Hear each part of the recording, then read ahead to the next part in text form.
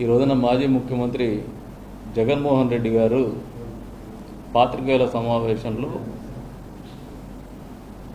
హిందూ దేవాలయాల గురించి, ప్రభుత్వం హిందూ దేవాలయాల దగ్గర జరుగుతున్నటువంటి భద్రతా ఏర్పాట్ల గురించి, కల్తీ నెయ్యి గురించి మాట్లాడుతూ వచ్చినారు. కదిరి పులివెందుల పక్కనే, ఎంతో దూరంలో లేదు. మామూలుగా బాబాయ్ అబ్బాయి సెంటిమెంట్ అనేది జగన్మోహన్ రెడ్డి గారికి బాగా అచ్చొచ్చినట్లు. ఒకసారి బాబాయ్ హత్య ఉదంతాన్ని పక్కదోవ పట్టిస్తూ అధికారంలోకి వచ్చినటువంటి జగన్మోహన్ రెడ్డి గారు మళ్ళీ ఇంకొక బాబాయ్ టీటీడీ చైర్మన్గా విధులు నిర్వహించేటువంటిప్పుడు జరిగినటువంటి నెయ్యి కల్తీ వ్యవహారంలో మరొకసారి అబద్ధాలు మాట్లాడుతూ రాజకీయ పబ్బం గడుపుకోవాలనే ఆలోచనతోనే ఈ వ్యాఖ్యలు చేస్తాం. స్వయానా మీ బాబాయ్ గారు అయినటువంటి సుబ్బారెడ్డి గారు చైర్మన్గా ఉన్నప్పుడు నెయ్యి కల్తీ జరిగిందని ఆయన ఒప్పుకుంటున్నాడు ఆన్ రికార్డ్. ఇది అన్డిస్ప్యూటెడ్. ఇంకా ఎవరిని మభ్యపెట్టాలని ప్రయత్నం చేస్తున్నారో జగన్మోహన్ రెడ్డి గారు ప్రజలకు సమాధానం చెప్పాల్సింది. ఇకపోతే ఈ క్రమంలో ఆయన వివిధ దేవాలయాల గురించి మాట్లాడుతూ ఇప్పుడే ఫ్రెష్ అంటున్నాడు. ఇంకా కదిరి సంఘటన గురించి. కదిరిలో బ్రహ్మోత్సవాలు జరుగుతున్నాయి. నిన్నటి రోజునే పాత్రికేయ మిత్రులతో రాజకీయాలు మాట్లాడకూడదనే ఉద్దేశం గత 13-14 రోజులుగా చాలా విషయాలు మాట్లాడాల్సేటట్టు ఉన్నా కూడా మేము దాన్ని వాయిదా వేస్తూ వస్తాను. అందుకనే కదిరిలో ప్రెస్ మీట్ అనంతపూర్లో పెడతాను. కదిరిలో జరిగినటువంటి సంఘటన నిన్న రథోత్సవం సందర్భంగా జరిగినటువంటి చిన్నపాటి తొక్కిసలాట అనేది, అసలు జగన్మోహన్ రెడ్డి గారు కదిరి ఎప్పుడన్నా వచ్చి ముఖ్యమంత్రిగా ఉన్నప్పుడు, మీరు కానీ అధికారంలో ఉన్నప్పుడు ముఖ్యమంత్రి హోదాలో పక్కనే 28 కిలోమీటర్ల దూరంలో ఉన్నారు. ముఖ్యమంత్రి హోదాలో ఎప్పుడైనా కదిరిని సందర్శించినారు? పలుమార్లు మీరు కానీ మీ వైపు కానీ అక్కడ పోతారు. కానీ కదిరి దేవాలయాన్ని కానీ, కదిరి పట్టణాన్ని కానీ, కదిరి నియోజకవర్గాన్ని కానీ మీరు సందర్శించినటువంటి దాఖలాలు లేవు. మళ్ళీ హిందూ దేవాలయాల గురించి మాట్లాడే హక్కు మీకు ఉందా లేదా అని ఒక ప్రశ్న మీకు సంధిస్తూ ఉన్నారు. కనీసము పట్టు వస్త్రాలు సమర్పించేటప్పుడు భార్య సమేతంగా పోలేనటువంటి మీరు హిందూ దేవాలయాల గురించి, హిందూ ధర్మం గురించి, హిందూ దేవాలయ పరిరక్షణ గురించి మాట్లాడడం అనేది నిజంగా హాస్యాస్పదం. ఇది ఈ రోజున నిన్నటి జరిగినటువంటి సంఘటన మీరు గత చరిత్ర కదిరి తీసుకున్నారు. ప్రతిసారి రథోత్సవంలో ఏదో ఒకటి చిన్న చిన్న సంఘటనలు జరుగుతూనే ఉంటాయి. దీనికి కారణాలు అనేటివి ఉదహరిస్తే, మొదటిగా అక్కడ ఉన్నటువంటి సంస్కృతి కానీ, సాంప్రదాయం కానీ, రథోత్సవం నిర్వహించుకునేటువంటి క్రమంలో ఆచరించేటువంటి పద్ధతులు కానీ చాలా డెడ్లీ మెకానిజం. ఇది మాన్యువల్గా మొద్దులు నరికి దాన్ని వెడ్జెస్ కింద తయారు చేసి కాళ్ళతో దాన్ని రథచక్రాల కింద వేసి పైకి ఎక్కి కాళ్ళతో తొక్కి మరీ రథాన్ని కదిపేటువంటి 500 టన్నుల బరువు ఉండేటువంటి రథాన్ని కదిపేటువంటి క్రమం.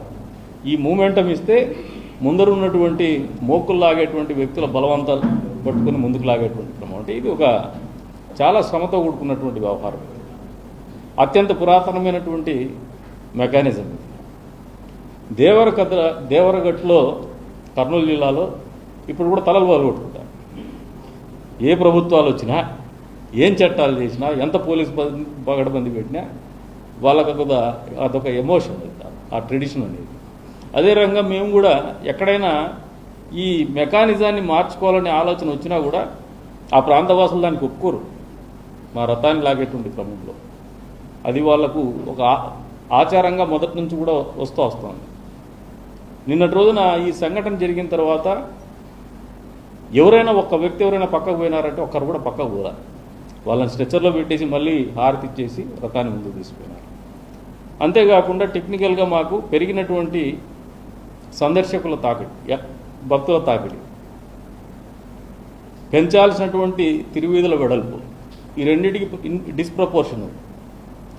మొన్ననే ముఖ్యమంత్రి గారి సమావేశంలో, జిల్లా ఎమ్మెల్యేల సమావేశంలో కలెక్టర్ గారు, ఎస్పీ గారితో సహా తిరువీధుల వెడల్పు గురించి గతంలో చంద్రబాబు నాయుడు గారు పేదల సేవల కార్యక్రమానికి పెద్దన్నవారిపల్లి కదిరి నియోజకవర్గానికి వచ్చినప్పుడు తిరువీధుల వెడల్పు గురించి ప్రస్తావించడం జరిగింది. ఆయన హామీ ఇవ్వడం జరిగింది. మళ్ళీ మొన్న జరిగినటువంటి సమావేశంలో ఆయన దానికి కావాల్సినటువంటి ఏర్పాట్లకు కూడా అనుమతులు ఇవ్వడం జరిగింది. మేమే బ్రహ్మోత్సవాల తర్వాత మొదలు పెట్టాలనుకున్నాం. జగన్మోహన్ రెడ్డి గారు పక్కనే ఉన్నా కూడా ఏ రోజైనా కదిరి లక్ష్మీ నరసింహస్వామి గారి దేవస్థానానికి మీ వైపు నుంచి మీరు చేసిండేది ఏదైనా ఒక నయా పైసా ఉందా? స్పష్టంగా ప్రశ్నిస్తాను. కదిరి నరసింహస్వామికి ప్రభుత్వం తరపున పట్టు వస్త్రాలు ఇచ్చేటువంటి జీవో ఇష్యూ చేసిండేది చంద్రబాబు నాయుడు. మీ వాటా ఏమీ లేదు. దేవస్థానం ఆదాయం 80 లక్షలుంటే 11,50,00,000 రూపాయలకు తీసుకొచ్చేసి మీకు అప్పచెప్పితే 5 సంవత్సరాల కాలంలో దాన్ని 13.5 కోటికి తెచ్చుతారు. కానీ మీరు చేయగలిగింది కూడా అంతకంటే ఎక్కువేం లేదు. మళ్ళీ ఈ 20 నెలల కాలంలో 4 కోట్ల ఆదాయాన్ని పెంచినాం. మేము 18 కోట్లకు తీసుకొచ్చినాం. ఈ బ్రహ్మోత్సవాల తర్వాత ఇంకా కొద్ది లెక్కలు వస్తాయి, ఇంకా పెరుగుతుంది మార్పు. ఈ దేవస్థానము అభివృద్ధి కానీ ఈ ప్రాంత అభివృద్ధి కానీ ఏదైనా జరిగిందంటే అది చంద్రబాబు నాయుడు గారి ముఖ్యమంత్రిగా ఉన్నప్పుడు ఆయన ఆలోచన మేరకు తెలుగుదేశం ప్రభుత్వం కూటమి ప్రభుత్వం హయాంలోనే జరిగింది. కానీ మీరు చేసింది ఒరగబెట్టింది ఏమీ లేదు. కేవలము రాజకీయ లబ్ధి కోసం కదిరిలో చిన్న ఘటన జరిగితే దాన్ని వాడుకోవడానికి ప్రయత్నం చేస్తున్నారు. కానీ నిజంగా మీకు ఉచ్చనీచాలున్నా, మీకు నిజంగా విలువలు అనేది ఉన్నా, ఇటువంటి సంఘటనలో ఒక్కసారి మీరేమన్నా మీరు కానీ మీ పార్టీకి సంబంధించినటువంటి నాయకులు కానీ ఘటన జరిగి 24 గంటలు దాటిపోయింది, కనీసం పరామర్శించినటువంటి దాఖలాలు ఏమైనా ఉన్నాయా? విమర్శించడానికైతే పత్రికా సమావేశం పెడుతున్నారు, కదిరి సంఘటన వాడుకుంటున్నారు. కానీ మీరు కనీసం పరామర్శ చేయాలని మీ నాయకులు స్థానిక నాయకులకు చెప్పగలిగే పరిస్థితి కూడా మీకు లేదు. వాస్తవాలు తెలుసుకునే ఉద్దేశం లేదు.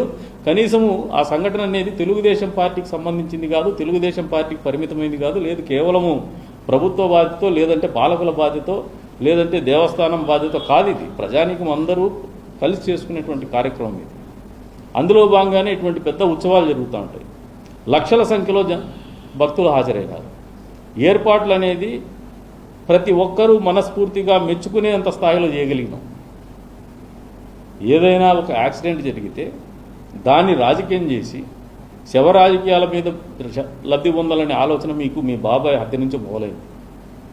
అదృష్టవశాత్తు మాకు సంఘటనలో ఎక్కడ ఎవరు చనిపోలే, లేకపోతే వాలిపోయేవాడు. ఇప్పటికి దాన్ని కూడా మళ్ళీ ఏదో ఒక రకంగా గుడదీపేసి శవ రాజకీయాలకు మొదలుపెట్టేవాడు. ఎందుకంటే మా దేవుడు ఎప్పుడు ఇటువంటి సంఘటనలో ఎవరు ప్రాణాలు పోగొట్టుకున్న పరిస్థితి లేదు. మీరు గతంలో చూస్తే గడిచిన 25 ఏళ్ళ 30 ఏళ్ళ క్రమంలో చూసినా కూడా ప్రతి సంవత్సరం చిన్న చిన్న ఘటనలు జరుగుతూ ఉంటాయి. దెబ్బలు తగులుతూ ఉంటాయి. మామూలుగా తెడ్లేసే వాళ్ళ కాళ్ళు ఇరగడము, చేతులు ఇరగడం ఇవి జరుగుతూనే ఉంటాయి. అక్కడ ఉన్నటువంటి మెకానిజం అది ఎవరు ఏం చేయలేరు దాన్ని. ఇప్పటికి కూడా ఎవరు రిగ్రెట్ కావడంలే వాళ్ళు ఎవరు ఆ తెడ్లేసేవాళ్ళు. అంతా చిన్న కులాల వాళ్ళే వేసేది. వాల్మీకులు వేస్తారు, వడ్డర్లు వేస్తారు, బలిజలు వేస్తారు. మూర్తిపల్లికి చెందినటువంటి అమ్మవారు ఉంటే 3-4 ఉంటారు. అంతా చిన్నోళ్ళు వేస్తూ ఉంటారు. కష్టం చేసేవాళ్ళు రైతులు వేస్తారు. అదొక ప్రేమతో చేసేటువంటిది, ఒక నమ్మకంతో భక్తితో చేసేటువంటి కార్యక్రమం. దాంట్లో మీరు రాజకీయాలు ఎత్తుక్కోవడం అనుకోవడము నిజంగా ఒక దురదృష్టకరమైనటువంటి ఆలోచన. ఇది మీకు నిజంగా మనసున్నా, చిత్తశుద్ధి ఉన్నా, పక్కనే ఉండే కదిరి మాది అని చెప్పేసి మీకు ఏదైనా బాధ్యత ఉన్నా కనీసం మీరు కాకపోయినా మీ నాయకులనైనా పరామర్శకు పంపించేసి వాళ్ళకు మంచి చెడని చూసేవారు. ఇప్పుడే హాస్పిటల్కి పోయేస్తున్నారు. ఒక ఆయనకి ఒక కాలు తీసేయడం జరిగింది. మిగతా వాళ్ళకు గాయాలైనాయి, వాళ్ళకి చిన్న చిన్న ఆపరేషన్లు ఉన్నాయి. హాస్పిటల్ మేనేజ్మెంట్తో మాట్లాడడం జరిగింది. దాదాపు అన్నీ కూడా ఆరోగ్యశ్రీ కిందే చేస్తున్నామని చెప్తున్నారు. ఈవెన్ వాళ్ళకి ఇచ్చే మెడిసిన్స్ కూడా ₹1 కూడా వాళ్ళకి ఆర్థిక భారం పెట్టద్దు, మేమే భరిస్తామని చెప్పేసి కూడా తెలియదు. మేము భరిస్తాము. అంతేకాకుండా ఆ కాలు తీసినటువంటి వ్యక్తికి కూడా ఆర్టిఫిషియల్ ఏదన్నా కావాలంటే లింబ్ ఏదైనా కావాల్సింటే కూడా మేము వేయించడానికి సిద్ధంగా ఉంటాం. అంతేకాకుండా నిన్నటి రోజున కమిషనర్ గారితో కూడా మాట్లాడడం జరిగింది. అదే రకంగా టెంపుల్ ఈవో గారు మేము కూర్చొని ఒక మీటింగ్ పెట్టుకొని వాళ్ళకు ఉద్యోగం, వాళ్ళు తిరుపతిలో ఉంటారు. వాస్తవం ఏమంటే వాళ్ళు కదిరిలో వాళ్ళైనా పెళ్ళిళ్ళు చేసుకొని అక్కడ పోయి మైగ్రేట్ అయినారు. దేవుడు దర్శనార్థం ఇక్కడికి వచ్చున్నారు. ఆ రథం చూసే క్రమంలో వెనక నుండి తోపులాట జరిగినప్పుడు ఒకరు కాలు జారి కిందికి పోవడం జరిగింది. ఆ వ్యక్తి ఆయన నిజంగా కదిరిలో వాళ్ళ కుటుంబానికి చెప్పుకున్నారు. ఆర్థికంగా ప్రతి నయా పైసా మా బాధ్యత, మేమే ఖర్చు పెడతాం చికిత్స నిమిత్తం. వాళ్ళ కుటుంబ ఆధారానికి ఏదైనా మామూలు పండ్ల వ్యాపారం చేసుకుంటాడంట. ఆయనకు అవసరమైతే కదిరి దేవస్థానంలోనే ఉద్యోగం కూడా ఇస్తాం. ఆయన చేసుకుంటానంటే, అవసరమైతే కాదు, ఆయన చేసుకుంటానంటే. ఒకవేళ ఉద్యోగం వద్దనే పరిస్థితి వస్తే ఖచ్చితంగా ఆ కుటుంబానికి ఆర్థికంగా 5 లక్షల రూపాయలు సాయం చేయడానికి నేను వ్యక్తిగతంగానే ముందుకు వస్తాను.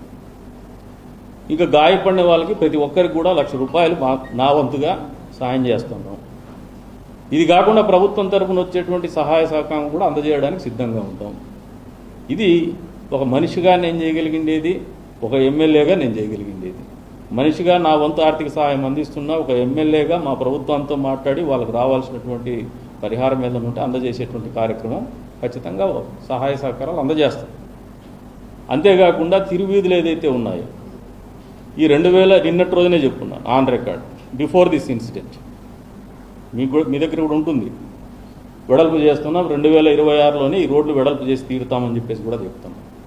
దీనికి ముఖ్య ఉద్దేశం ఏమంటే పర్యాటక ప్రాంతంగా మా నియోజకవర్గాన్ని తీర్చిదిద్దాలనే పట్టుదలతో ముందుకు పోతున్నాం, పక్క ప్రణాళికతో ముందుకు పోతున్నాం. అందులో భాగంగానే ముందుగానే తిరువీధులు వెడల్పు చేయాలనే ఆలోచనకు కూడా మేము రూపకల్పన చేస్తున్నాం. ఇటువంటి యాక్సిడెంట్లకు కూడా ఆస్కారం లేకుండా వచ్చే రోజుల్లో రోడ్ల వెడల్పు కార్యక్రమం చేసి తీరుతామని చెప్పేసి కూడా ఈ సందర్భంగా తెలియజేస్తాము.